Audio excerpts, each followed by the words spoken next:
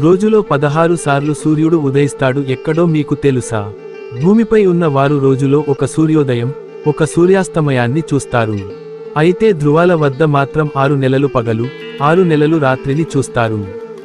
కానీ 24 గంటల్లో 16 సూర్యోదయాలను ఆస్వాదించేవారు ఎవరో తెలుసా? వాళ్లే ఐఎస్ఎస్ వ్యోమగాములు. అదేనండి అంతర్జాతీయ అంతరిక్ష కేంద్రం ఆస్ట్రోనాట్స్. భూమికి కొంత దూరంలో అంతరిక్షంలో ఉండే ఐఎస్ఎస్ గంటకు 27,580 కిలోమీటర్ల వేగంతో భూమి చుట్టూ తిరుగుతూ ప్రతి 90 నిమిషాలకు ఒకసారి భూమిని చుట్టేస్తుంది.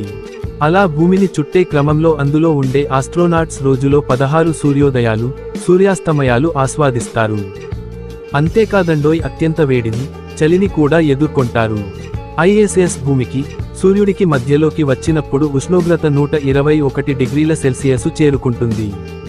అలాగే భూమి వెనుకకు వెళ్ళినప్పుడు -157 డిగ్రీల సెల్సియస్కు వెళ్తుందట. వ్యోమగాములకు స్పేస్ సూట్ ఉండటంతో ఏమీ కాదు.